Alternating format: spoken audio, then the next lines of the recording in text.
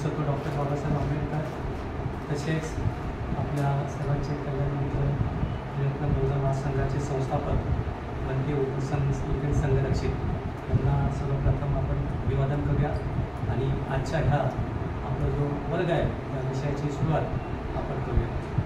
आणि त्याचप्रमाणे आपण सर्वजण त्या ठिकाणी उपस्थित झाला त्याबद्दल मी आपल्या सर्वांना भरपूर जमीन करतो।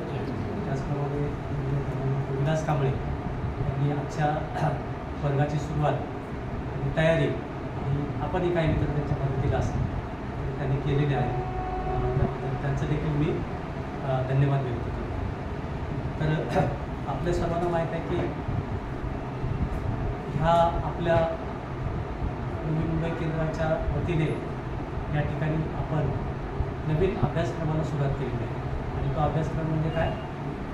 डॉक्टर बाबासाहेब आंबेडकरांची धम्मक्रांती या विषयाला आपण सुरुवात केली।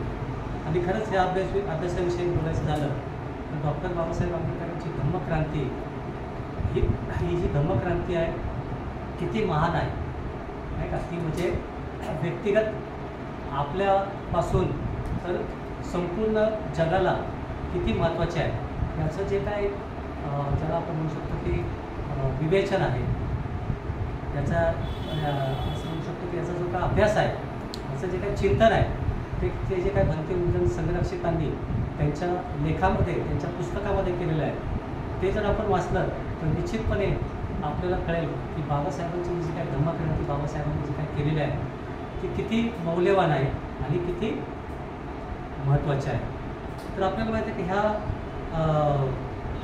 वर्गामध्ये सर्वप्रथम आदरणीय धर्माचारी सुघोष यांनी ह्या अभ्यासाचं प्रास्ताविक या ठिकाणी केलेलं आहे आणि त्या प्रास्ताविकमध्ये त्यांनी सांगितलं की हा आपला जो अभ्यास आहे तो कशा पद्धतीचा असणार आहे आणि अनेक गोष्टी त्याच्यामध्ये सांगितलेल्या आहेत। बाबासाहेबांच्या धम्मक्रांतीचं त्यांनी विवेचन केलेलं आहे, वर्णन केलेलं आहे आणि संपूर्ण जे बनकेंचा काय अभ्यास आहे किंवा बनकेंचा काय तो लेख आहे तो त्यांनी त्यांचा आपण म्हणू शकतो घोषवारा त्यांनी ह्या ठिकाणी केलेला आहे।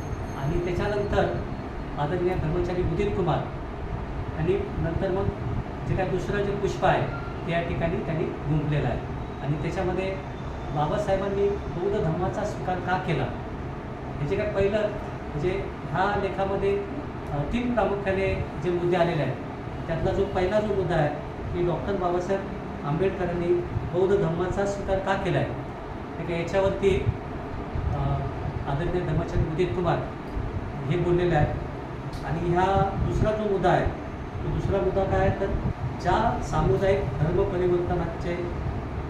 परिवर्तनाच्या आंदोलनाचे उद्घाटन बाबासाहेबांनी केले होते त्याचे बौद्ध धर्मामध्ये काय महत्त्व आहे, त्याचं महत्त्व काय, ह्या धम्मक्रांतीचं महत्त्व काय आहे हा दुसरा विषय आहे ज्याच्यावरती मी आज बोलणार आहे।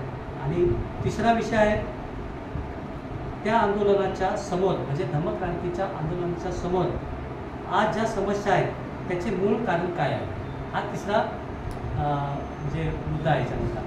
तर आज मी जो बोलणार आहे तर डॉक्टर बाबासाहेब आंबेडकरांनी जी काय धम्मक्रांती केलेली आहे त्याचं महत्त्व काय याविषयी मी आज आपल्याशी चर्चा करणार आहे।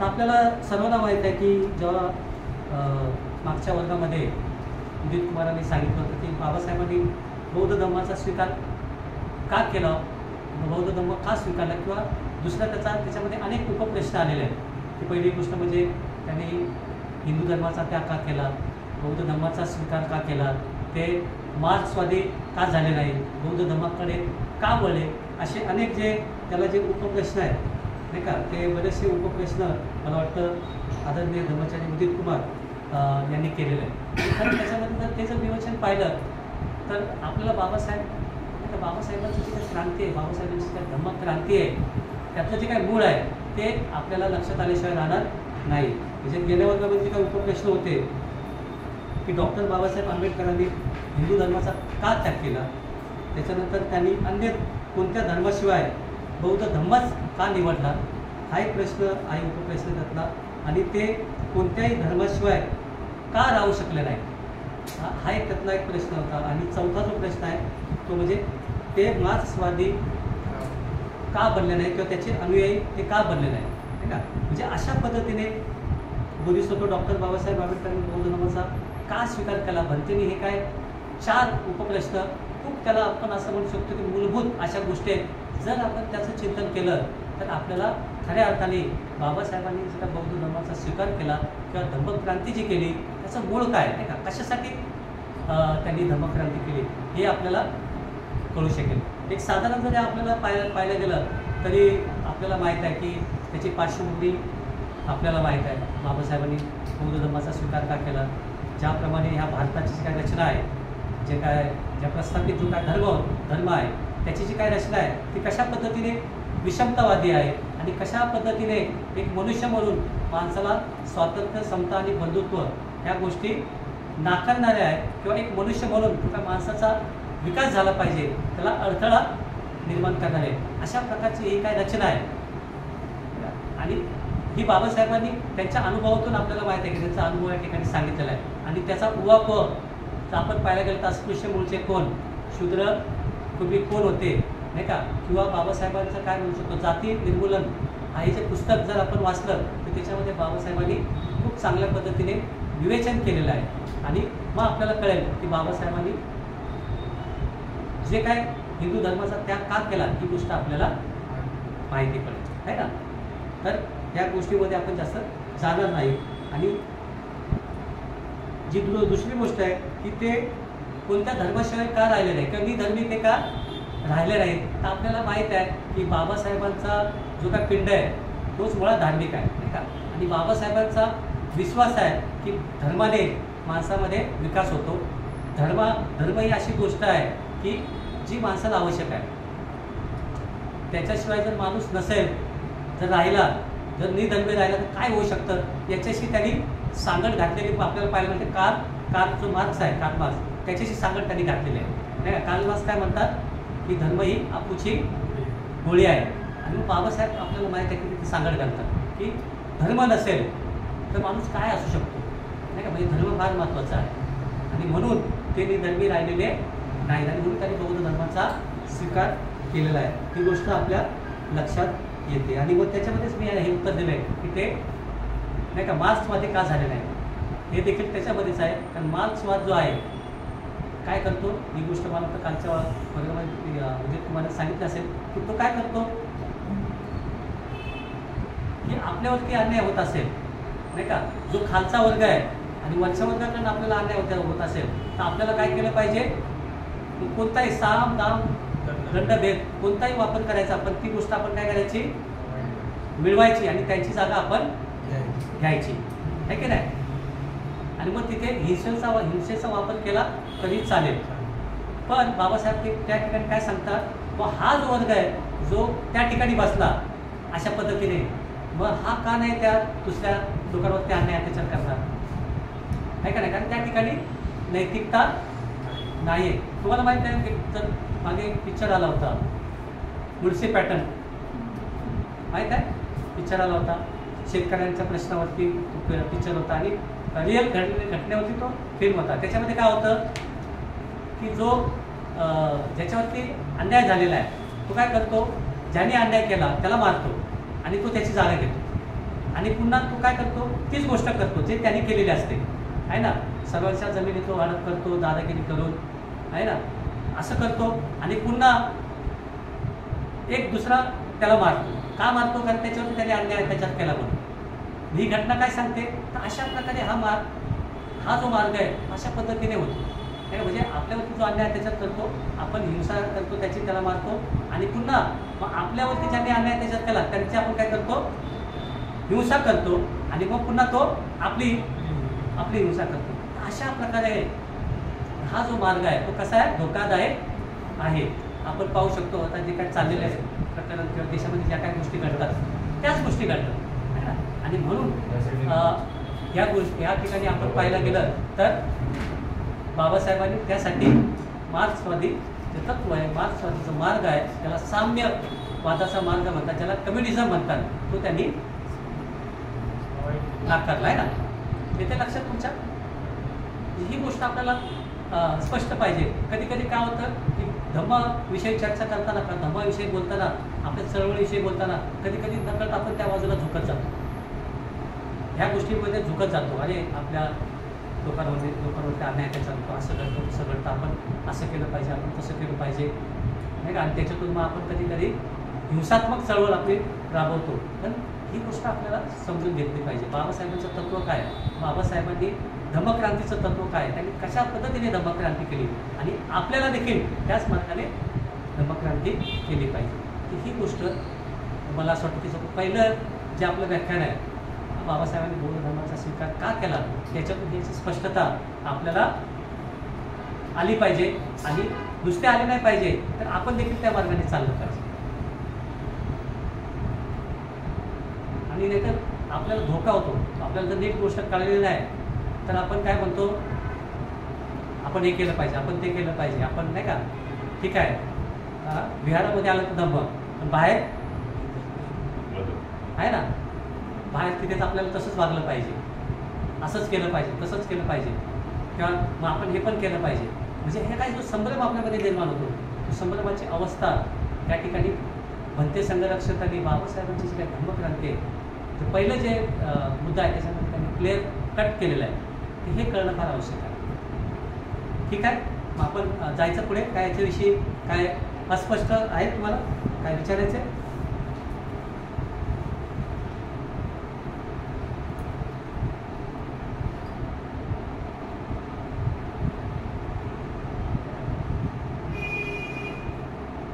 जायचं पुढे मग.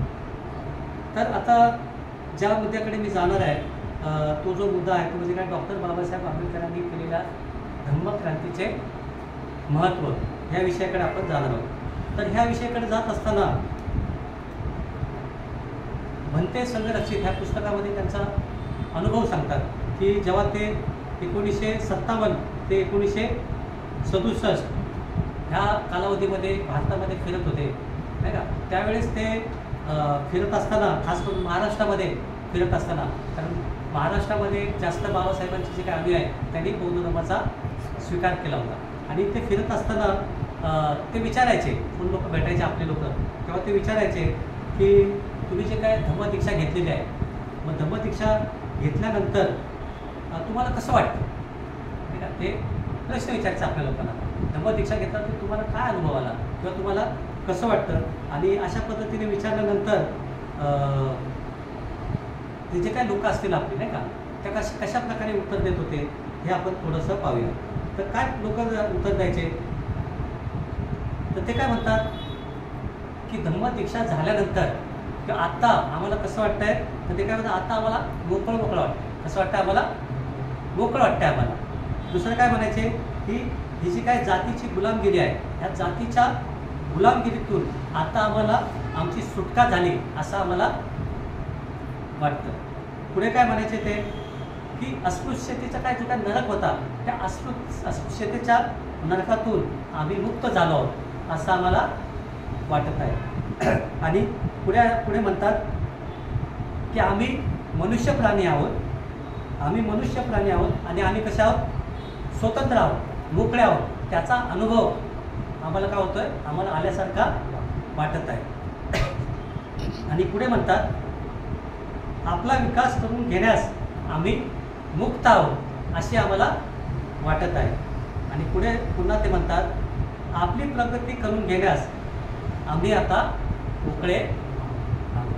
तर अशा प्रकारे जेव्हा म्हणते त्यांना प्रश्न विचारायचे, तेव्हा जी धर्मांतरित झालेली जे काय आपले बंधू होते, भगिनी होते, अशा प्रकारचे त्यांचा जो अनुभव आहे, त्यांचं जे उत्तर आहे ते त्यातून ते द्यायचे. म्हणजे हे ह्याच्यातून आपल्याला काय समजत आहे की धर्मांतर करून बौद्ध धर्माची दीक्षा घेऊन त्यांना फार मोठा काय झालेला असतो, लाभ झालेला आहे नाही का. त्यांच्या जीवनामध्ये एक नवीन पालवी, एक नवीन जन्म झाला अशा प्रकारचा त्यांचा अनुभव हे भंतेंना कथन करीत होते.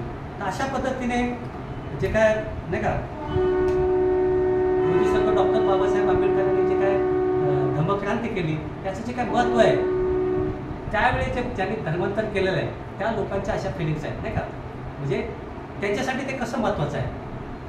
बाबासाहेबांचे जे काय आपण जे पूर्वज आहे, आपल्या ज्या पूर्वजांनी जे काय बौद्ध धर्माची दीक्षा घेतली तर त्यांचा काय अनुभव होता, नाही का धर्मांतर केल्यानंतर तर ही फार गोष्ट महत्त्वाची आहे. म्हणजे आपल्याला एका शब्दाकडे जरी आपण लक्ष दिलं तरी देखील आपल्याला लक्षात येईल की ते काय म्हणतात, आम्हाला फार मोकळं वाटत आहे. मोकळं वाटत आहे म्हणजे पूर्वी कसं होतं, कशी परिस्थिती होती? खराब परिस्थिती होती. त्यांना कोणी काही विचारच नव्हतं, काही नाही. आणि अन्याय अत्याचारच जास्त झाले लोकांवरती त्यावेळी. ते आपण तर नाही बघितलं, पण त्यांना जो अनुभव आलेला होता, जेव्हा बाबासाहेबांनी जेव्हा मग तो धर्म दिला त्याच्यानंतर त्यांना असं वाटायला लागलं की आपल्या आता जेलात सुटका झाली आणि त्यांना तो वेगळाच आनंद मिळाला. कारण एक वेळ त्यांच्यावर अन्याय झालेलाच होता. आपण हे पुस्तकामध्ये वाचतो. बरोबर. म्हणजे आपली जी अवस्था होती गुलामासारखी होती, नाही का? पायामध्ये साखळदंड नाही का बांधण्यासारखी अवस्था होती. आणि जेव्हा ते साखळदंड जातीयतेचे तुटतात नाही का, आणि तुटल्यानंतर नाही का एखादा व्यक्ती त्या पिंजऱ्यामध्ये बंद असतो, एखाद्या जेलमध्ये बंद असतो आणि त्याची सुटका व्हावी आणि त्याला ते स्वातंत्र्याचा अनुभव घ्यावा, तशा प्रकारे त्यांची ती अवस्था होती. त्यांना कसं वाटत होतं, शरीर आणि मनाने ते कसे होते, मोकळं त्यांना वाटत होतं. स्वातंत्र्य काय असतं नाही का, त्याचा अनुभव ह्या ठिकाणी ते कथन करताना आपल्याला दिसतात. म्हणजे जी काही गुलामगिरी आहे, जी जातीयतेची जी काही गुलामगिरी ज्या समाजाने त्यांच्यावरती लादली होती, ती या धर्मांतराने काय झाली, मोकळी झाली होती, नष्ट झाली होती. कारण ते काय त्या जातीचे राहिले नव्हते. ज्या पूर्वाश्रमीची जी काही जात होती ती जात निघून गेली होती, धर्म निघून गेला होता आणि ते पूर्णपणे काय झाले होते, बौद्ध धर्म स्वीकारल्यामुळे मुक्त झाले होते. तर अशा प्रकारे त्यांचा तो अनुभव होता. आणि आता धर्म त्यांच्या आडवा येत नाही त्यांचा विकास करण्यासाठी. आपल्याला माहीत आहे की धर्म जो प्रस्थापित धर्म होता त्यांनी जे काही अस्पृश्य लोक होते किंवा जे काही खालच्या जातीतले लोक होते तर त्यांच्यासाठी कोणताही विकासाचा मार्ग त्यांनी खुला ठेवला नव्हता. त्यांनी फक्त काय केली पाहिजे, गुलामीच केली पाहिजे नाही का. या उच्चवर्णीय जे समाज आहे त्यांची काय केली पाहिजे, त्यांची सेवा केली पाहिजे. त्यांनी शिक्षण घेतलं नाही पाहिजे, त्यांनी नोकरी करता कामा नये. आपल्याला माहिती आहे बाबासाहेबांची अनेक आपण उदाहरणं पाहिली, जे काय त्यांच्या प्रसंगातून काय त्यावेळची परिस्थिती होती. म्हणजे नवीन जरी कपडे घालायचे म्हटले तरी नवीन कपडे घालू शकत नव्हतो, अशा प्रकारची परिस्थिती होती. एक मनुष्य असून देखील आपल्याला सार्वजनिक पाण्यावरती पाणी पिता येत नव्हतं नाही का. म्हणजे किड्या मुंग्यांना जी किंमत होती ती माणसातला माणूस असल्याला त्याला ती किंमत नव्हती. तर अशा प्रकारे हे जीवन होतं. शिक्षण तर दूरच राहिलं. बाबासाहेबांनी किंवा त्यावेळच्या लोकांनी जे शिकले, कशामुळे शिकले, कारण त्यावेळी इंग्रजांचं राज्य होतं आणि इंग्रजांचं राज्य असल्यामुळे बाबासाहेब शिकले. जर ते राज्य नसतं तर बाबासाहेब शिकू शकले नसते. तर त्या काळातले जे काही लोक आपली जी शिकली इंग्रजांचं आपण म्हणू शकतो की खूप मोठे उपकार आहेत आपल्यावरती त्यांच्या. कारण त्यामुळे आमचे सुभेदार झाले नाही का. बाबासाहेबांचे वडील याच्यामध्ये होते, काय म्हणतो सैन्यामध्ये होते, सुभेदार होते. ते प्रतिष्ठित जीवन ते जगले आणि ती प्रतिष्ठा आपल्या मुलांना त्यांनी दिली आणि बाबासाहेब शिकले आणि ही गोष्ट त्यांना कळाली. आणि काय आहे ना. पण त्यावेळेच्या अगोदरची लोकांची कशी परिस्थिती होती हे असताना देखील गावखेड्यामध्ये कशी परिस्थिती होती हे झालं. त्या सुभेदार जे होते त्यांच्या छावणीमध्ये राहत होते, तिकडे चांगलं वातावरण होतं. गावच्या ठिकाणी काय परिस्थिती होती, बाबासाहेब स्वतः सांगतात की 10वी केस कापत नव्हते, सावलीचा विटाळ व्हायचा आहे ना. म्हणजे ही परिस्थिती किती भयानक होती. ते प्रसंग सांगतात जेव्हा ते वडिलांना भेटायला जातात तेव्हा कोणी त्यांना गाडीमध्ये घेत नाही. जी काय बैलगाडी आहे त्या प्रवासामध्ये त्यांना जे काही अडचणी येतात प्रसंग ते सांगतात. पुन्हा त्यांना तहान लागते, पाणी प्यायला पाणी नसतं, कोणी पाणी त्यांना देत नाही, तर एक अक्षरशः घाण पाणी त्यांना द्यावं लागतं. बडोद्याचा प्रसंग आहे. एवढे उच्च शिक्षित बाबासाहेब असतात पण साधा पिऊन जे त्याच्यासमोर त्याची काही प्रतिष्ठा नसते नाही का बाबासाहेबांच्या शिक्षणापुढे. पण तो काय करतो, फायली त्यांच्या अंगावरती फेकून देतो.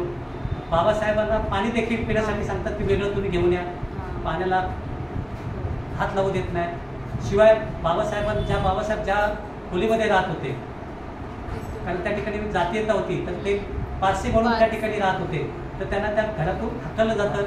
त्यावेळेचा प्रसंग आपण बघू शकतो. आणि अक्षरशः बाबासाहेब ढसढसा रडलेले आहेत त्या ठिकाणी. जेव्हा त्यांनी हे सगळ्या परिस्थितीचा अनुभव घेतात ते म्हणतात माझ्यासारखा उच्च शिक्षित माणसांचा ही हाल आहे, सर्वसामान्य माझ्या जनतेचं काय आहे. मग मला एक सांगा, मग अशा पद्धतीने असा आपला समाज होता. आणि जेव्हा बाबासाहेबांनी धर्मांतर केलं तर ह्या सगळ्या गोष्टीतून काय केलं, त्यांनी त्यांना मुक्त केलं. त्यांची अवस्था काय असेल. आणि ही त्यांची जी धर्मांतराचं जे काय महत्त्व आहे, ज्यांनी धर्मांतर केलं त्यांच्यासाठी हे आहे. आपण त्या गोष्टी भोगलेल्या आहेत त्यामुळे आपल्याला त्याचं महत्त्व नाही वाटणार, त्या लोकांना त्याचं महत्त्व आहे. जे गुलाम आहेत नाही का, आणि जे स्वतंत्र झाले त्या स्वातंत्र्याचं महत्त्व कोणाला आहे, त्या गुलामाला आहे. आपल्याला नाही कळणार ते आहे. पण ती आपले पूर्वज त्यातून बाहेर पडले नाही का, आणि त्याच्यामुळे आपण हे आपले जे जीवन आहे ते अशा पद्धतीने आपण आता उपभोगतो. तर अशा पद्धतीने आपले जे पूर्वज आहेत त्यावेळेचे ज्यांनी धर्मांतर केलेलं आहे लोक, तर त्यांच्यासाठी बाबासाहेबांच्या धर्मक्रांतीचं हे खूप असं मौल्यवान असं महत्त्व आहे ना, बरोबर ना. अशा पद्धतीने धर्मक्रांतीचं जे काय पहिलं महत्त्व जे आहे ते म्हणजे हे आहे की त्यावेळेचे जे काही आपले लोक आहेत त्यांच्यासाठी ही महत्त्वाची धर्मक्रांती आहे. मग दुसरी बाबासाहेबांच्या धर्मक्रांतीचं महत्त्व म्हणजे ते म्हणतात भारताच्या दृष्टीने या धर्मक्रांतीचं महत्त्व आहे नाही का. हे झालं आपण ते सुरुवातीला पाहिलं ते पर्टिक्युलर काही समाज की ज्या समाज ज्याच्यातून बाहेर पडला तर त्यांच्यासाठी काय महत्त्व आहे ते आपण पाहिलं. आणि आता आपण पुढे पाहत आहोत की भारताच्या दृष्टीने ह्या धर्मक्रांतीचं महत्त्व काय आहे. तर म्हणते काय म्हणतात की बाबासाहेबांनी ही जी काही धर्मक्रांती केली, बौद्ध धर्माचा स्वीकार केला, हिंदू धर्माचा त्याग केला, तर ही जी गोष्ट आहे एक प्रकारे एवढी मोठी क्रांती होती आणि एवढा मोठा ज्याला आपण म्हणू शकतो धक्का होता ह्या इकडच्या प्रस्थापित समाज व्यवस्थेला. त्याच्यामुळे संपूर्ण भारतावरती काय झाला, त्याचा परिणाम झाला नाही का. संपूर्ण भारतावरती त्याला असं म्हणू शकतो की एक प्रकारे बाबासाहेबांनी काय केला, धक्का दिला. संपूर्ण भारताच्या समाज व्यवस्थेतला धक्का दिला. कारण भारताची जी काही समाज व्यवस्था होती ती कोणती होती, हिंदू धर्माची होती. आणि ह्या हिंदू धर्माच्या समाज व्यवस्थेला त्यांनी धक्का दिला. आणि असं म्हणतात त्या हिंदू जो समाज आहे त्या समाजावरती ह्या बाबासाहेबांनी केलेला धर्मक्रांतीचा खूप मोठा परिणाम झाला. मग तो परिणाम कसा झाला, तर तो परिणाम असा झाला की हिंदू धर्मातील हिंदू समाजातील काही लोक गंभीर झाली ह्या धर्मांतरामुळे. आणि ते गंभीरपणे विचार करू लागले नाही का. जे काय बाबासाहेबांनी धर्मक्रांती केली, बाबासाहेबांनी बौद्ध धर्माचा स्वीकार केला, त्याच्यामुळे काही लोकांवरती निश्चित त्याचा परिणाम झाला आणि ते अंतर्मुख झाले. त्याने मग काय आहे नाही का, एवढी मोठी समाज, कारण आतापर्यंत अशी कोणतीच गोष्ट घडली नव्हती जाहीररित्या हिंदू धर्म एखाद्याने सोडलाय अशी बाबासाहेबांपर्यंत कोणतीच गोष्ट बाबासाहेबांनीच ती गोष्ट ह्या भारतामध्ये केलेली आहे. आणि त्याचा परिणाम मात्र त्यांना झाला ते काय आहे नेमकं की, कारण ते शेवटी त्यांच्या धर्माला श्रेष्ठ मानत होते, त्यांच्या संस्कृतीला श्रेष्ठ मानत होते. त्यांच्या संस्कृतीसारखी जगामध्ये कोणती संस्कृती नाही हा त्यांचा काय म्हणतो त्याला त्यांचा समज होता.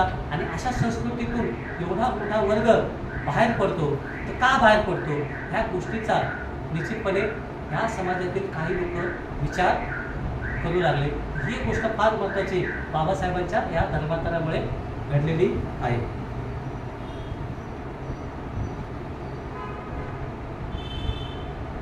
आणि मग जेव्हा हे लोक विचार करू लागले तेव्हा त्यांना असं वाटायला लागलं, काही अंशी का होईना त्यांना असं वाटायला लागलं की ही जी काय धर्मव्यवस्था आहे, ही जी काय प्रस्थापित व्यवस्था आहे ती निश्चितपणे काय बदलली पाहिजे, काही ना अंशी त्याच्यामध्ये बदल झाला पाहिजे. अशा प्रकारे त्यांना वाटू लागलं की आपला जो धर्म आहे त्याच्यामध्ये परिवर्तन झालं पाहिजे. अशा प्रकारे काही लोकांना त्यावेळी वाटू लागलं असे भंते सांगतात. पण जरी वाटू लागलं तरी पण काय हिंदू धर्माची जी काही समाज व्यवस्था आहे, जो काय धार्मिक भाग आहे, जरी समजा एखादा व्यक्ती प्रबोधन करणारा असेल, हिंदू धर्मातील एखादा व्यक्ती आपण पाहतो प्रबोधन करणारा असेल, पण घरी गेल्यावरती किंवा त्यांच्या समाजामध्ये गेल्यावरती त्यांना काय करावं लागतं, त्यांच्या रूढीप्रमाणेच वागावं लागतं. तिथे त्यांचं काही चालत नाही. तर असं असल्यामुळे ही जी लोकं होती, सुधारणावादी लोकं होती, ज्यांना असं वाटत होतं की नाही, आपण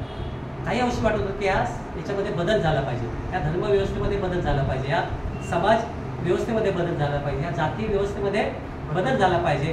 पण मात्र समाज व्यवस्था तशी नव्हती, धर्मव्यवस्था तशी नव्हती आणि त्या धर्माचे ते होते, कारण त्यांनी काही धर्म सोडला नव्हता.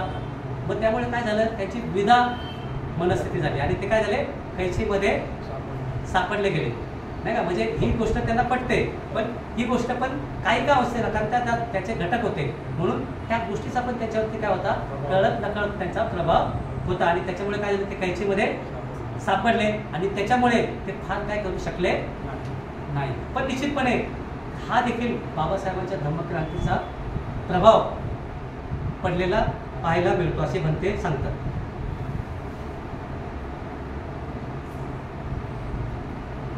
असं जरी असलं तरी पण जे काही समाजामध्ये त्यावेळेच्या इतर जे समाजामध्ये काही लोकांना निश्चितपणे असं वाटू लागलं की जातीभेद नाही का, जाती व्यवस्था पाळणं म्हणजे हे काय पाप आहे असं ते समजू लागले. आणि हे जे काही समाजामध्ये जे काही अस्पृश्यता पाळली जाते, हे अस्पृश्यता ते म्हणाले हा आपल्या समाजाला लागलेला कलंक आहे, नाही का, अशा पद्धतीने ते मानू लागले. आणि आपल्याला माहिती आहे बाबासाहेब तर वेगळं होतात. बाबासाहेब काय म्हणतात, तुम्ही असं समजू नका अस्पृश्यता आमच्यासाठी कलंक आहे, तर आम्ही असं समजतो की हा आमचा कलंक आहे, तो कलंक आम्ही घालवला पाहिजे. पण एक चांगली गोष्ट होती, पण ते सांगतात की असा समाज व्यवस्थेमध्ये अशा पद्धतीने काही लोकांना ते वाटू लागलं की ही जी अस्पृश्यता या समाजामध्ये आलेली आहे तो एक प्रकारे कलंक आहे आणि तो जो कलंक आहे तो घालवला पाहिजे, अशा प्रकारचं काही लोक मानू लागले. हा देखील बदल बाबासाहेबांच्या धम्मक्रांतीमुळे झालेला आपल्याला पाहायला मिळतो. आणि काहींना असं वाटत होतं की ही जी काय हिंदू धर्मशास्त्र आहे ती तर्काच्या आधारे पाहिलं तर त्यांना काय वाटू लागले, विसंगत वाटू लागले. तर्काच्या आधारे विचार केला तर ते विचार करू लागले जे काय ह्या धर्मग्रंथामध्ये सांगितलं, हिंदू धर्मग्रंथामध्ये सांगितलंय तर ते विज्ञाननिष्ठ नाही आहे. अशा पद्धतीने काही लोकांना ह्या गोष्टी वाटू लागल्या आणि ज्या लोकांना अशा गोष्टी वाटू लागल्या ते कळत नकळत बौद्ध धर्माकडे वळू लागले, बौद्ध धर्माकडे झुकू लागले. मग आपल्याला पाहता येईल ह्या अलीकडच्या काळामध्ये, आतापर्यंतच्या काळामध्ये अनेक लोकांनी इंडिव्हिज्युअल बौद्ध धर्माचा स्वीकार केलेला पाहायला मिळतो, नाही का. किंवा बाबासाहेबांच्या नंतर देखील किंवा बाबासाहेबांच्या काळात जे काही बाबासाहेबांबरोबर काम करणारे सहकारी होते ते देखील बरेचसे काही ब्राह्मण होते, काही इतर लोक देखील होते. तर बाबासाहेबांच्या नंतर असे जे काही लोक होते जे अशा प्रकारचे विचार करत होते ते मात्र हळूहळू बौद्ध धर्माकडे वळू लागले आणि बऱ्याच लोकांनी आपण जर पाहायला गेलं आतापर्यंत अनेक लोकांनी बौद्ध धर्माचा स्वीकार केला हे देखील आपल्याला पाहायला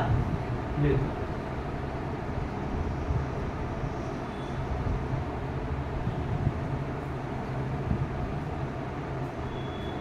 मग अशा पद्धतीने जे काय भारतासाठी जे काय बौद्ध धर्म बाबासाहेबांनी स्वीकारला त्याचा भारतावरती काय परिणाम झाला, तर हा परिणाम असा झाला की भारतीय समाजाला अधिक मानवतावादी व अधिक धर्मनिरपेक्ष बनवण्यासाठी ही चळवळ उपकारक ठरली.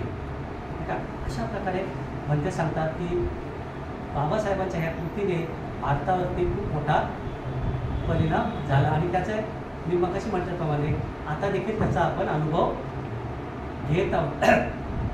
धम्मक्रांती थांबलेली नाही, सतत आपण पाहतो. आत्तापर्यंत आत्ता कालच्यापर्यंत काही कोणी ना कोणी लोक बौद्ध धर्माची दीक्षा घेत आहे आणि हे धम्मचक्र गतिमान चालू आहे आणि ते पुढे जात आहे. अशा प्रकारे भारतावरती या धर्मांतराचा परिणाम झालेला आहे. आणि मग तिसरी जी गोष्ट आहे ती म्हणजे बौद्ध धर्माच्या दृष्टीने जे काय सामुदायिक धर्मांतराचे जे काय महत्त्व आहे ते काय बौद्ध धर्माच्या दृष्टीने, म्हणजे मुळातच बौद्ध धर्म होता नाही का, बौद्ध धर्म जगामध्ये बौद्ध धर्म आहे. पण त्या बाबासाहेबांच्या बौद्ध धर्म स्वीकाराने जे काय बौद्ध होते मूळचे किंवा बौद्ध जे जगामध्ये होते नाही का मूळचे, त्यांच्यावरती काय परिणाम झाला? त्यांना नवीन संजीवनी मिळाली ना सर. त्यांनी बुद्ध धर्म घेतल्याबरोबर त्यांना सुद्धा एकदम चांगलं वाटायला लागलं की आपले सुद्धा कोणी लोक आहेत आणि त्यांच्यावर एक प्रकारे तो प्रभाव पडला ना तर. यस, बरोबर आहे. म्हणजे बाबासाहेबांच्या ह्या कृतीने जे काय बौद्ध लोक होते त्यांच्यावरती खूप परिणाम झाला आहे का. आणि मग तो परिणाम काय झाला तर भंते काय म्हणतात की आपण जर पाहायला गेलं भंतेंचा जर प्रवास बोलणं वाचलं जेव्हा भंते इथे आले भारतामध्ये आणि जेव्हा त्यांनी बौद्ध धर्माकडे त्यांचा नाही का कल वाढू लागला आणि त्यांनी परत इंग्लंडमध्ये जावं हे त्यांनी काय केलं नाकारलं आणि काय ठरवलं इथेच मी राहणार आणि बौद्ध धर्म शिकणार आणि बौद्ध धर्मासाठी ते काय झाले प्रवास करू लागले. तर भंते त्यावेळी सांगतात की बौद्ध धर्माच्या दृष्टीने भारत ही भूमी कशी होती वाळवंटासारखी होती नाही का. कुठे बौद्ध एक भिक्षू सापडत नव्हता. म्हणजे बौद्ध धर्माचा या ठिकाणी पूर्णपणे ऱ्हास झाला होता. जे काही बौद्ध भिक्षू होते किंवा जे काही बौद्ध जीवन जगणारे होते ते बौद्ध नव्हते तर ते हिंदू धर्मशास्त्र मानणारे लोक हेच काय होते बौद्ध भिक्षू म्हणून वावरत होते. आणि पूर्णपणे बौद्ध धर्माची जे काही ठिकाणं असतील बुद्धगया असेल ज्या काही जसं म्हणते महाबोधी सोसायटीमध्ये काम करत होते तर महाबोधी सोसायटीमध्ये देखील 30 लोक होते नाही का. जे भिक्षू होते हे पूर्णपणे हिंदू धर्म फॉलोअप करणारे होते आणि त्यांच्या प्रभावाखाली होते ते. म्हणते ना कुठेही बौद्ध जे वातावरण आहे बौद्ध भिक्षू सापडणं कठीण झालं होतं. म्हणजे अशा प्रकारे भारतामध्ये काय झालं होतं बौद्ध धर्माचा ऱ्हास झाला होता. ही एक गोष्ट त्या ठिकाणी प्रकर्षाने आपल्याला पाहायला मिळते आणि म्हणते त्यावरती उहापोह करतात. आणि मग बाबासाहेबांनी अशा ह्या भारतामध्ये बौद्ध धर्म काय केला पुनर्जीवित केला. म्हणजे बौद्धांच्या दृष्टिकोनातून जो बौद्ध धर्माचा ऱ्हास झाला होता नाही का भारतामधून म्हणा किंवा बाहेरच्या देशामध्ये जरी बौद्ध धर्म असला जसं आपण पाहिलं गेलं तर चीनमध्ये असेल चीनमध्ये जरी बौद्ध धर्म आहे पण तो कसा आहे तिथे कम्युनिझम आपण पाहिलं तर कम्युनिझम आहे तिथे नाही का. पूर्णपणे कम्युनिस्ट पद्धती त्या ठिकाणी आहे. कम्युनिस्ट विचारधारा त्या ठिकाणी वाहत आहे. ते तिथे देखील एक प्रकारे बौद्ध धर्माचा काय ऱ्हासच झालेला आहे. अशा अनेक ठिकाणी जगामध्ये या गोष्टी घडलेल्या आहेत. पण भारतामध्ये बाबासाहेबांनी धम्मक्रांती करून एक प्रकारे काय केलं बौद्ध धर्माला पुन्हा काय केलं जिवंत केलं आणि एक प्रकारे संदेश दिला. संदेश कोणाला दिला जगाला संदेश दिला की तुमच्याकडे देखील बौद्ध धर्म पुन्हा जिवंत होऊ शकतो. हा आशावाद काय केला बाबासाहेबांनी धम्मक्रांती करून तो आशावाद निर्माण केला.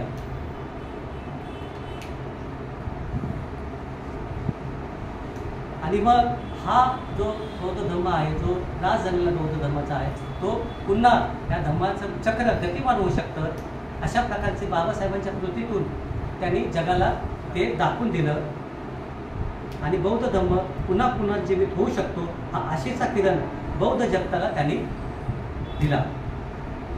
आणि इतिहासाला कलाटणी देणारी जी काही घटना आहे ती बाबासाहेबांनी नाही का. इतिहास काय आहे बौद्ध धर्माचा इतिहास आपण पाहायला गेलं तर बौद्ध धर्माचा इतिहास काय आहे पूर्वी सर्व नाही का जम्बूद्वीप बौद्धमय होतं आणि नंतर बौद्ध धर्माचा ऱ्हास झाल्यावर कुठेही बौद्ध धर्म राहिला नाही. बाबासाहेबांनी काय केलं बौद्ध धर्माचा स्वीकार करून धम्मक्रांती करून इतिहासाला काय दिली त्यांनी पुन्हा कलाटणी दिली. त्या धम्मचक्राला पुन्हा गतिमान केलं आणि त्याचा बौद्ध जो जगत होतं नाही का त्यांच्यावरती फार मोठा परिणाम झाला. अशा पद्धतीने जे काय बौद्ध होते त्यांच्यावरती बाबासाहेबांच्या या धम्मक्रांतीचा खूप मोठा परिणाम झाला. आणि मग पुढची जी गोष्ट आहे महत्त्व जे बनते सांगतात की जगाच्या दृष्टीने ह्या सामुदायिक धर्मांतराचं महत्त्व काय. जगाच्या दृष्टीने ह्या सामुदायिक धर्मांतराचं महत्त्व काय तर तिथे बनते असं सांगतात डॉक्टर बाबासाहेब आंबेडकरांनी सामुदायिक धर्मांतराची जी काय चळवळ निर्माण केली त्याच्यामुळे माणसाच्या जीवनाच्या प्रत्येक अंगामध्ये नाही का मनुष्य म्हणून माणसाच्या प्रत्येक अंगामध्ये त्याच्या व्यक्तित्वामध्ये त्याच्या धार्मिक अंगामध्ये त्याच्या सांस्कृतिक अंगामध्ये त्याच्या शैक्षणिक अंगामध्ये त्याच्या बौद्धिक अंगामध्ये त्याच्या सामाजिक जीवनामध्ये त्याच्या राजकीय जीवनामध्ये आणि त्याच्या आर्थिक जीवनामध्ये आमूलाग्र बदल घडून आला. बौद्ध धर्म काय करू शकतो. बाबासाहेबांच्या धर्मक्रांतीने जगाला एक प्रकारे संदेश दिला की बौद्ध धर्म जर आपण स्वीकारला तर आपल्याला काय होऊ शकतं. आपल्या प्रत्येक अंगामध्ये परिवर्तन होऊ शकतं हे बाबासाहेबांच्या धम्मक्रांतीने दाखवून दिलं. आणि म्हणूनच ह्या सर्व अंगामधून जे माणसाचं परिवर्तन होतं धम्म स्वीकारल्यामुळे, आणि म्हणूनच या क्रांतीला काय म्हणतात, धम्मक्रांती म्हणतात, नाही का. आणि याचं उदाहरण, जिथं जागतं उदाहरण कोण आहोत, आपण आहोत की धम्मक्रांती काय करू शकते. आणि जगाला बाबासाहेबांनी ही गोष्ट काय केली, दाखवून दिली. आणि जगाला ह्या सामुदायिक धर्मांतराचं महत्त्व या दृष्टीने आज देखील नाही का रिसर्च होतोय, अभ्यास होतोय बौद्ध धर्माचा, की काय नाही का बौद्ध धर्म स्वीकारल्यामुळे काय गोष्टी घडतात. आज देखील लोक त्याचा अभ्यास करतात किंवा जग त्याच्याकडे पाहत आहे.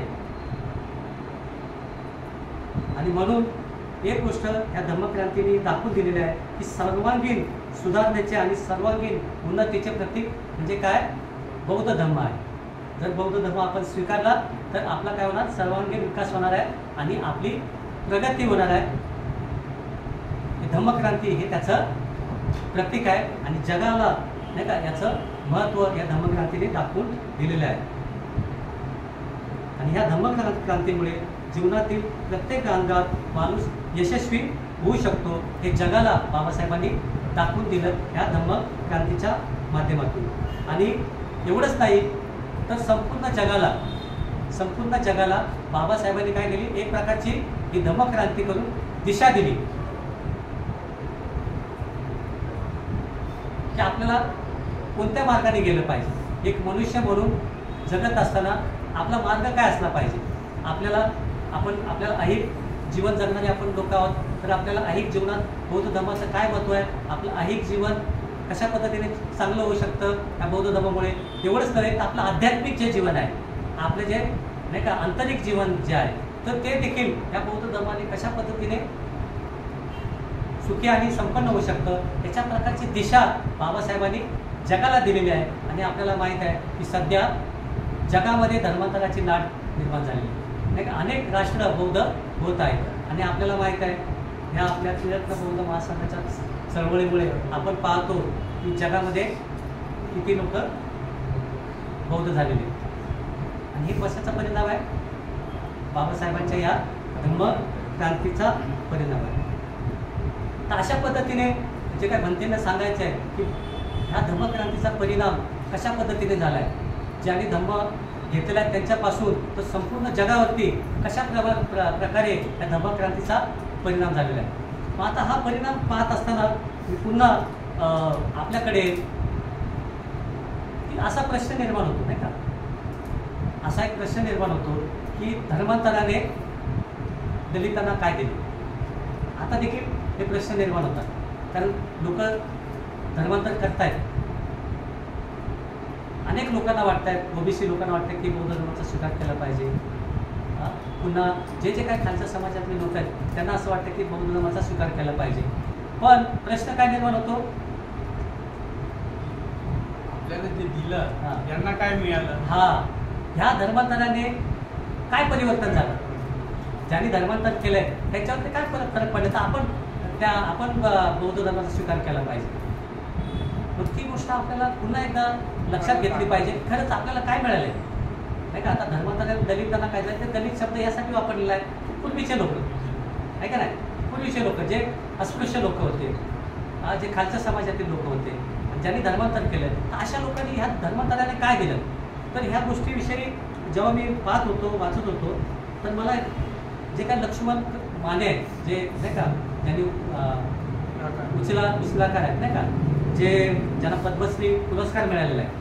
आपल्याला माहिती आहे की त्यांनी धर्मांतर केलेलं आहे, बौद्ध धर्माचा त्यांनी त्यांचे जे काही बांधव आहेत त्यांच्या सगळं त्यांनी बौद्ध धर्माचा स्वीकार केला आहे. तर ते मी वाचत होतो आणि त्याच्याकडे खूप काही चांगल्या गोष्टी मला सापडल्या. तर त्यांना असा प्रश्न निर्माण झाला की जे काय दलित आहे त्या दलितांनी बौद्ध धर्माला काय दिलं बौद्ध धर्म स्वीकार करून. तर तुम्ही त्या वाटेवरती जात आहे किंवा तुम्ही बौद्ध बनला तर तुम्ही देखील काय झालात, महाग झालात. ते काय म्हणतात, बौद्ध नाही म्हणत की तुम्ही देखील काय झालात, महाग झालात. आणि म्हणत असताना काय म्हणतात की त्यांना काय दिलं आहे धर्मांतराने तर तुम्हाला मिळणार आहे. आणि त्याच्यावरती त्यांनी खूप छान असं विवेचन केलेलं आहे. तर ते काय म्हणतात की हे जे काय ज्यांनी बौद्ध धर्माचा स्वीकार केला तर त्यांनी या बौद्ध धर्माने त्यांच्यावरती काय परिवर्तन झालं, त्यांनी बौद्ध धर्मांनी त्यांना काय दिलं, तर ते काय सांगतात, शिका, संघटित व्हा, संघर्ष करा हा मंत्र या धर्मांतरांनी बौद्धांना दिला. शिका, संघटित व्हा आणि संघर्ष करा हा मंत्र ह्या बौद्ध धर्माने ह्या जे काय ज्यांनी धर्मांतर केलं त्यांना दिला असं ते सांगतात. आणि एवढंच नव्हे तर शिक्षणाचा ध्यास या समाजाने घेतला. बौद्ध झाल्यामुळे काय झालं की या समाजाने काय झालं की आपल्याला काय केलं, प्रगती केली पाहिजे. कारण बौद्ध धर्म काय सांगतो, श्रेष्ठ मार्ग आहे, जो प्रगतीचा मार्ग आहे. आणि म्हणून या समाजाने काय, या समाजाने काय केलं, शिक्षणाचा ध्यास घेतला आणि समाजामध्ये प्रत्येक व्यक्ती शिकायला लागला. तर असं ते म्हणतात की साक्षरतेचं जे काय प्रमाण आहे या समाजामध्ये 86%. किती टक्के आहे, 86%. कोणत्या समाजामध्ये, ह्या बौद्ध समाजामध्ये जे पर्टिक्युलर धर्मांतरित झालेले लोक आहेत 86% ह्या समाजामध्ये साक्षरतेचं प्रमाण आहे. अनेक नामवंत लोक ह्या समाजामध्ये निर्माण झाले, अनेक नामवंत लोक. आपण त्यांचं नाव घेतलं तर अनेक नावं त्या ठिकाणी निघू शकतात. कोणी विद्यापीठाचे कुलगुरू झाले, कोणी रिझर्व्ह बँकेचे सल्लागार झाले, शेकडो PhD घेतलेले लोक या ठिकाणी निर्माण झाले. हजारो डॉक्टर, हजारो इंजिनियर, आर्किटेक्चर, हजारो शिक्षक, प्राध्यापक, IAS अधिकारी, IPS अधिकारी या समाजामध्ये निर्माण झाले. कशामुळे निर्माण झाले, या धर्म क्रांतीमुळे निर्माण झाले. ते म्हणतात अभिमान वाटावा असा मध्यम वर्ग, उच्च वर्ग या समाजामध्ये निर्माण झाला. आणि एवढंच नव्हे तर त्यांच्या प्रत्येक अंगामध्ये परिवर्तन झालं. त्यांची वेशभूषा पहा, त्यांचं बोलणं पहा, नाही का, त्यांची भाषा पहा, साऱ्या गोष्टीमध्ये परिवर्तन या समाजामध्ये झालेलं ते म्हणतात. आणि विद्वत्तेच्या क्षेत्रामध्ये काय म्हणतात लक्ष्मण माने, विद्वत्तेच्या क्षेत्रामध्ये 2च समाजामध्ये स्पर्धा आहे. काय म्हणतात, विद्वत्तेच्या क्षेत्रामध्ये 2च समाजामध्ये स्पर्धा आहे, ते म्हणजे ब्राह्मण आणि बौद्ध. पण कोण बौद्ध, बाबासाहेबांचे आज्ञा, ज्यांनी धर्मांतरित झालेले बौद्ध. हे 2च समाज आहेत या भारतामध्ये. दोघांमध्ये विद्वत्तेची स्पर्धा आहे आणि शिक्षणामध्ये देखील स्पर्धा आहे. हे धर्मांतराने ते म्हणतात त्यांना दिलेलं आहे. आणि रोटीबेटी व्यवहारामध्ये पण ते म्हणतात अनेक ब्राह्मणांच्या मुलींनी या समाजातल्या मुलांबरोबर लग्न केलेलं आहे आणि साधीसुधी गोष्ट नाही ते म्हणतात. मग आणि अशा पुढे जाऊन ते म्हणतात अनेक साहित्यिक या समाजामध्ये निर्माण झाले. नाही का, अनेक साहित्यिक आपण पाहू शकतो की साहित्य सगळ्यांनी पाहायला गेलं तर नाही का, नामदेव ढसाळ असतील, नाही का, विद्रोही साहित्य असेल, दलित साहित्य असेल, बौद्ध साहित्य असेल, असे अनेक साहित्य या ठिकाणी निर्माण झालेले पाहायला मिळतात. आणि एवढं साहित्य नाही तर ते वर्णन करतात की जेव्हा 6 डिसेंबर असतं तेव्हा 6 डिसेंबर गेल्यावरती 6 डिसेंबरला गेले आपले लोक जातात. खेड्यापाड्यातली लोक आलेले असतात, पण जाताना काय घेऊन जातात, एक तरी पुस्तक घेऊन जातात. आणि कोटींची विक्री त्या ठिकाणी होते, कोटींची विक्री त्या ठिकाणी होतात. पण बाकीच्या ठिकाणी जे काही जत्रा यात्रा असतात त्या ठिकाणी काय होतं ते वर्णन करतात. तुम्ही ते वाचा, खूप सुंदर आहे. पण ह्या समाजामध्ये ती प्रगती दिसते. ह्या समाजामध्ये शिक्षणाचं महत्त्व झालंय, वाचनाचं महत्त्व वाढलंय आणि खूप अशी पुस्तकं. ते तर असं म्हणतात की साहित्य किंवा पुस्तकं कोणी महाग केली असेल ते म्हणतात बौद्ध समाजाने महाग केलं. सर्वात जास्त साहित्य विकत घेणारा कोण माणूस असेल, बौद्ध माणूस आहे, जो आपला समाज आहे. आणि त्यांनी पुस्तकं महाग केली, नाही का, असं ते उपासात्मकपणे म्हणजे असून ते म्हणतात. आणि ते पुढे म्हणतात की आता जी काय जुनी म्हण आहे, जुनी म्हण काय होती, म्हणतात की ब्राह्मणा घरी लिवणं होतं, ब्राह्मणा घरी लिवणं आणि कुणब्या घरी दाणं आणि महारा घरी गाणं, अशी जुनी म्हण होती. काय म्हणजे शिक्षण हे ब्राह्मणांकडे होतं, कुणब्यांच्या घरी शेती होती आणि महाराणी काय करायचं, फक्त गाणं बोलायचं, नाही का, अशी जुनी म्हण होती. पण आता ती जुनी म्हण काय झालेली आहे, उलटी झालेली आहे, असं लक्ष्मण म्हणतात. जुनी म्हण काय झाली, उलटी झालेली आहे. आणि आता काय झालेलं ते म्हणतात, आता अशी म्हण झालेली आहे की दलितांघरी लिहणं, नाही का, दलितांघरी लिहणं आणि ब्राह्मणांघरी गाणं, नाही का. म्हणजे आता जर आपण पाहायला गेलो तर आता आपला जो समाज आहे शिकलेला आहे, लिहितो आणि वाचतो आहे. आणि जो समाज जो त्यावेळेस ह्या लोकांना नावं ठेवायचा आणि आज तो काय करत आहे, गाणं म्हणत आहे. काय कराय म्हणजे अशा प्रकारे जे काय उलटं जे बाबासाहेबांना अपेक्षित होतं, बाबासाहेब काय म्हणत होते, मला समाजव्यवस्था कशी पाहिजे होती, जो खालच्या थरातला जो माणूस आहे तो कसा पाहिजे, वर पाहिजे, आणि ती जी शिडी आहे ती बदलली पाहिजे, जी जो स्तर आहे जातीचा तो बदलला पाहिजे. या धर्मांतराने नाही का ही गोष्ट निर्माण केली. अशा पद्धतीने आपण जर पाहायला गेलं तर ह्या धर्मांतराचं महत्त्व साधं सुद्धा नाही आहे. आणि शेवटी जाता जाता मी हे सांगेन की बाबासाहेब काय म्हणतात, धर्मांतर जेव्हा करतात बाबासाहेब म्हणतात तुमचे 2 फायदे होणार आहेत. काय म्हणतात, 2 फायदे होणार आहेत. माझा तर मी एका गोष्टीसाठी धर्मांतर करतो बाबासाहेब म्हणतात, मला काही ऐहिक गोष्टीची कमी नाही नाही का, मी शिकलेलो आहे, पैसा आहे, संपत्ती आहे, माझ्याकडे सगळ्या गोष्टी आहेत, मला त्याची कमी नाही, मी ऐहिक गोष्टीसाठी धर्मांतर करत आहे. तर ते काय म्हणतात, मी आध्यात्मिक गोष्टीसाठी धर्मांतर करतो. काय म्हणतात, आध्यात्मिक गोष्टीसाठी धर्मांतर करत आहे. पण तुम्हाला 2 गोष्टीचे फायदे होतील धर्मांतराने. एक म्हणजे ऐहिक गोष्ट जी मी मग काय सांगितले, शैक्षणिक असेल, आर्थिक असेल नाही का, जे मनुष्य म्हणून आपल्याला ज्या काही गोष्टी लागतात त्या ऐहिक गोष्टी आहेत की धर्मांतर केल्यामुळे आपल्यामध्ये तो बदल होणार आहे. आणि दुसरा बदल म्हणजे आपला आंतरिक बदल नाही का, ज्याला आपण सुख म्हणतो, आंतरिक जे सुख नाही का, ज्याला दुःखमुक्तीचा मार्ग म्हणतो. दुःख कशामध्ये आहे आणि खऱ्या अर्थाने सुख कशामध्ये आहे, त्याला आध्यात्मिक सुख म्हणतात, तो देखील फायदा आपल्याला होणार आहे. अशा पद्धतीने 2 गोष्टीसाठी बाबासाहेब म्हणतात तुमच्यासाठी धर्मांतर महत्त्वाचं आहे. आणि आज आपण पाहिलं तर दोन्ही गोष्टी आपल्याला लाभलेल्या आहेत.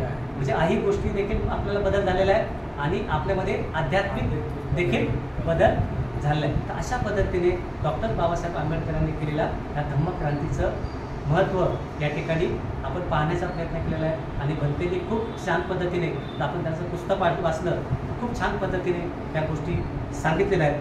तर बंधू आणि भगिनींनो, बऱ्याच वेळ मी आपल्या या ठिकाणी बोलत आहे. ह्या ठिकाणी आपण शांत चित्ताने मला ऐकून घेतलं. जर आपल्याला काही चर्चा करायची असेल, आपल्याला काही विचारायचं असेल किंवा काही आपण चर्चा करू शकतो ह्या विषयावर धरून, तर आपण चर्चा करू शकतो. परंतु मी आता या ठिकाणी रजा घेतो, थांबतो. जय भीम.